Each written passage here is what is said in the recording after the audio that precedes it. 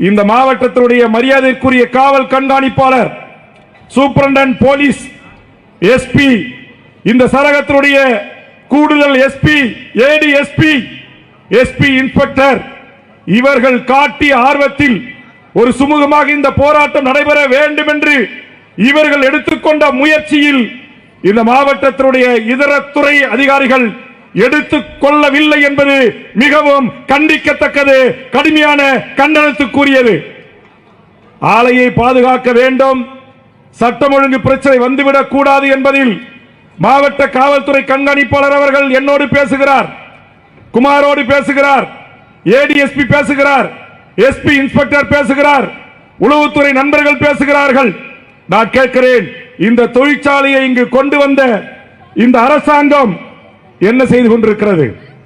இந்த தொழிற்சாலை இங்கு கொண்டு வந்த உடனேயே தமிழக சட்டமன்றத்தில் நான் எழுப்பிய கேள்வி, மாண்புமிகு அன்றைய தொழில்துறை அமைச்சர் தங்கம் தென்னரசை பார்த்து 40,000 தொழிலாளர்கள் வேலை செய்கிறார்கள், 20,000க்கும் மேற்பட்டவர்கள் வட இந்தியர்கள், இந்த மண்ணின் பூர்வீகுடி இளைஞர்கள் இங்கு வரிசை கட்டி பார்க்கிறேன், எல்லாம் 15 வயது, 20 வயது, 25 வயது, 30 வயது, 35 வயது. இந்த படித்த நீங்க கேட்கிற டிகிரி, நீங்க கேட்கிற டிப்ளமோ, நீங்க கேட்கிற பாலிடெக்னிக், நீங்க கேட்கிற 10ஆம் வகுப்பு, நீங்க கேட்கிற 12வது பாஸ், அத்தனை தகுதிகளும் என் மண்ணின் பூர்வீகுடி மக்களாக இருக்கிற இந்த மக்களுக்கு இருக்கிறதா இல்லையா? எங்கள் இளைஞர்கள் உழைத்து சம்பாதிக்க ஆசைப்படுகிறார்கள், ஊதாரித்தனமாக சம்பாதிக்க விரும்பவில்லை. நாங்கள் உழைப்பிற்கு தயாராக இருக்கிறோம். டாடா நிறுவனத்தில் நீங்கள் சொல்வது போல் 8 மணி நேரம் எங்களுக்கான இஎஸ்ஐ, பிஎஃப், பண பாதுகாப்பு எல்லாவற்றையும் செய்து கொடு, மருத்துவ வசதியை செய்து கொடு, பணி பாதுகாப்பின் போது எங்களுக்கான உடை, சீருடை, பணிக்கான ஹெல்மெட் எல்லாவற்றையும் செய்து கொடு. சரியா 8 மணி நேரம் நாங்கள் செய்து நீங்கள் தயாரிக்கிற செல்போன் உதிரி பாகத்திற்கு நாங்கள் வேர்வை சிந்துவதற்கு தயாராக இருக்கிறோம் என்று என் ஆயிரக்கணக்கான இந்த மண்ணின் பூர்வீகுடி மக்கள் மனு கொடுக்கிறான். ஆனா நீ என்ன செய்யற? பீகார்ல இருந்து, உத்தரப்பிரதேசல இருந்து, ராஜஸ்தான்ல இருந்து, கேரளாவில இருந்து, ஆந்திராவில இருந்து, கர்நாடகாவில இருந்து நீ ஆளை கொண்டு வந்து 20,000 பேரை உள்ள நிரப்பியிருக்க. இதைத்தான் 234 சட்டமன்ற உறுப்பினர்களில், மக்களால் தேர்ந்தெடுக்கப்பட்ட எம்எல்ஏக்களில் இந்த நாட்டுடைய முதலமைச்சர் அவர்களிடம், இந்த நாட்டுடைய தொழில்துறை அமைச்சரிடமும் வேல் முருகனாகிய நான் தமிழக வாழ்வுரிமை கட்சியின் சார்பாக எழுந்து சட்டமன்றத்தில் கேள்வி எழுப்பினேன். மாண்புமிகு முதலமைச்சர் அவர்களே, தமிழ்நாடு அரசு இடம் தருகிறது, மின்சாரம் தருகிறது, வரி குறைத்து தருகிறது, அவர்களுக்கான தண்ணீரை உறிஞ்சிக் கொள்வதற்கு அனுமதித்திருக்கிறீர்கள். இவ்வளவு சலுகைகளை வழங்கி இந்த மக்களுக்கான வேலை வாய்ப்பை தராமல் தனி ரயில்களில், சிறப்பு ரயில்களின் மூலமாக கொண்டு வந்து இவர்களை இறக்கி இவர்களுக்கு விடுதிகளை கட்டி தந்து இவர்களுக்கு வேலை தந்து இங்கே என் மண்ணின் பூர்வீகுடி மக்களுடைய வயிற்றில் அடிக்கின்ற அநியாய அக்கிரம பாதக செயலை டாடா என்கிற இந்தியாவின் பெரும் முதலாளி நிறுவனம் செய்கிறதே, இதற்கு தமிழக அரசு உடந்தையா இல்ல மண்ணின் மக்களுக்கு 90% வேலையை தருவீர்களா என்று வேல்முருகனாகிய நான் கேட்டேன். உடனே தொழில்துறை அமைச்சர் எழுந்தார். மாண்புமிகு உறுப்பினர் அருமை அண்ணன் வேல்முருகன் சொல்கின்ற கோரிக்கையை தமிழ்நாடு முதலமைச்சரோடு கலந்து பேசி கண்டிப்பாக 90% வேலை இந்த மண்ணின் மக்களான கிருஷ்ணகிரி மாவட்டத்துடைய மண்ணின் மக்களுக்கும், என் படித்த இளைஞர்களுக்கும், மாணவர்களுக்கும், இங்கே அமர்ந்திருக்கின்ற என் ஆயிரக்கணக்கான தாய்மார்களுக்கும் வழங்குவோம் என்று சொன்னீர்கள். நான் கேட்கிறேன், மாண்புமிகு முதலமைச்சர் அவர்களே, மாண்புமிகு தொழில்துறை அமைச்சராக இருந்த அண்ணன் தங்கம் தென்னரசு அவர்கள் கொடுத்த வாக்குறுதி என்னாச்சு? சட்டமன்றத்தில் கொடுத்த வாக்குறுதி என்னாச்சு? சட்டமன்றத்தில் கொடுத்த உறுதிமொழி என்னாச்சு? வருகின்ற 6ஆம் தேதி இந்த மாவட்டத்தை ஆய்வு செய்வதற்கு அதே உறுதிமொழி குழுவின் தலைவராக 12 சட்டமன்ற உறுப்பினர்களை கொண்ட வேல்முருகனாகிய நான் கிருஷ்ணகிரி மாவட்டத்திற்கு வர இருக்கிறேன். இந்த மாவட்டத்துடைய சிப்காமுடைய மேலாண்மை இயக்குனர், திட்ட இயக்குனர், தொழில்துறையினுடைய செயலாளரின் கட்டுப்பாட்டில் வருகின்ற அலுவலக பெருமக்கள், இந்த மாவட்டத்துடைய ஆட்சித்தலைவர், இந்த நிலத்தை கையகப்படுத்திய டிஆர்ஓ, ஆர்டிஓ, தாசில்தார், இந்த மக்களுக்கு வேலை தராமல் இத்தனை ஆண்டு காலம் இழுத்தடிக்கிற அநியாய அக்கிரமத்துக்கு நீங்கள் உடனடியாக இருக்கிறீர்கள் என்ற குற்றச்சாட்டை வேல்முருகனாகிய நான் முன்வைப்பதற்கு முன்பாகவே இதற்கு ஒரு சுமூக பிரச்சனையை தாருங்கள்.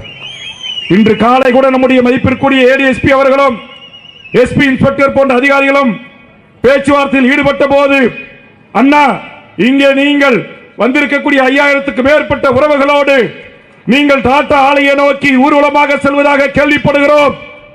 தயவு செய்து முற்றுகை வேண்டாம், இதை ஆர்ப்பாட்டத்தோடு முடித்துக் கொள்ளுங்கள். கண்டிப்பாக உங்களுடைய இத்தனை கோரிக்கைகளும் எங்கள் மாவட்ட காவல் கண்காணிப்பாளர் எஸ்பி, எங்கள் காவல்துறை உயரதிகாரிகள், உளவுத்துறை அதிகாரிகள் மூலமாக நாங்கள் டாடா நிறுவனத்தின் கவனத்துக்கு எடுத்துச் சென்றிருக்கிறோம். 2 கட்ட பேச்சுவார்த்தை உங்கள் கட்சி நிர்வாகிகளோடு பேசியிருக்கிறோம். 3ஆம் கட்ட பேச்சுவார்த்தையில் இந்த நியாயமான கோரிக்கைகளை நாங்கள் நிறைவேற்றி தருவதற்கு அத்தனை முயற்சிகளும் எடுக்கிறேன் என்று ஒரு மாவட்ட காவல் கண்காணிப்பாளர், ADSP, special branch SP inspectors இவர்கள் சொன்ன காரணத்தினால் இங்கே காவல்துறைக்கு தொந்தரவு இல்லாமல் இப்ப நான் நினைக்கிறேன், இப்ப நாங்க ஒரு 5000 பேர் வந்திருக்கிறோம், ஆண்கள் பெண்களா வந்திருக்கிறோம். இந்த உச்சி வெயில ஒரே இடத்துல உட்கார்ந்து எங்க மண்டை வெடிக்கிறதுக்கு பதிலா வேல்முருகன் ஆகிய நான் எங்களுடைய குமாரோடு, எங்கள் நெப்போலியனோடு, எங்கள் கட்சியுடைய முன்னணி தளபதிமார்களோடு அப்படியே நடந்து சாலையில் நேரா டாடா கம்பெனிக்கு போனா எத்தனை பேருந்து கொண்டு வந்து எங்களை கைது பண்ணுவீங்க? எங்க கொண்டு போய் மண்டபத்தில் வைப்பீங்க? எங்க எத்தனை பேருக்கு தண்ணி குடிப்பீங்க? எத்தனை பேருக்கு 1 மணி நேரத்துக்குள்ள உங்களால சோறு ரெடி பண்ண முடியும், சாப்பாடு தர முடியும்? நீங்க அரசு பண்ணீங்கன்னா உடனே தண்ணி கொடுக்கணும், உணவு ஏற்பாடு பண்ணணும், கைவேறு உள்ள இருக்கிற திருமண மண்டபம் பார்க்கணும். இது எல்லாம் காவலுக்கு தொல்லை, காவல்துறை நண்பர்களுக்கு தொல்லை. எங்கேயோ இருக்கிற பணக்கார டாடா நிறுவனத்திற்காக இங்கே சகோதரனாக இருக்கிற காவல்துறை கான்ஸ்டபிள் என்று சொல்லக்கூடிய காவலர்களோடு, பெண் காவலர்களோடு, உதவி ஆய்வாளர்களோடு, இன்ஸ்பெக்டரோடு நாங்கள் சண்டையிட விரும்பல, நாங்கள் மோத விரும்பல. அதற்காகத்தான் அவர்கள் கேட்டுக்கொண்டதற்கிணங்க நியாயமான முறையில் நாங்கள் இந்த அறப்போராட்டத்தை இங்கு ஒழுங்கு செய்து கோரிக்கை வைத்து பேசிக் கொண்டிருக்கிறோம். தமிழ்நாட்டுடைய முதலமைச்சருக்கும் பேசியிருக்கிறேன், முதலமைச்சரின் செயலாளர்களோடு பேசியிருக்கிறேன், உளவுத்துறை தலைவர்களோடு பேசியிருக்கிறேன். சட்டமன்றத்தினுடைய அரசு உறுதிமொழி குழுவில் அனைத்து துறை செயலாளர்களும், தொழில்துறை செயலாளர், சிப்காட் மேலாண்மை இயக்குனர் உள்ளிட்ட IAS 17க்கு மேற்பட்ட IAS அதிகாரிகளை அழைத்து இந்த உறுதிமொழியை நிறைவேற்றுவதை குறித்து நான் அரசு உறுதிமொழி குழு கூட்டத்தில் பேசியிருக்கிறேன். இங்கு வருவதற்கு முன்பு தலைமை நிலைய செயலாளர், நம்முடைய தலைமைச் செயலாளர், சீஃப் செக்ரட்டரி அவர்களை தொடர்பு கொண்டு பேசியிருக்கிறேன். ஏதோ இவர் பாமர மக்கள், படிக்காத மக்கள், ஏழைப்பாளைய மக்கள், இவர்கள்லாம் இந்த டாடா நிறுவன பெரும் முதலாளி, இவனை எதிர்த்து என்ன போராடி சாதிச்சிட போறாங்க அப்படின்னு நினைக்க கூடாது. டாடா நிறுவனமே, மாவட்ட நிர்வாகமே, காவல்துறையில் ஒரு சில அதிகாரிகள் நிறுவனத்திற்கு ஆதரவாக இருக்கிறார்கள் என்று சொல்கிறார்கள். இங்கே கூட தலைமை நிலைய செயலாளர் சொன்னார், மாவட்டம் முழுவதும் இருந்து பொதுமக்கள் இங்க பாருங்க ஆயிரக்கணக்கான தாய்மார்கள் வந்துகிட்டே இருக்காங்க, இடம் இல்ல. ஆக இவர்கள் எல்லாம் வராம தடுப்பதற்கு அங்கங்க பேரிகேட்டை போட்டு ஒரு அன்பான மிரட்டல், அதெல்லாம் வேண்டாம். காவல் கண்காணிப்பாளரை, attachment CID inspectors, SP inspectors, நான் வரேன் அப்படின்னா என்னுடைய பேச்சை மீறி என்னுடைய ஒரு தொண்டனும் சட்டத்திற்கு புறம்பான செயலில் ஈடுபட மாட்டார்.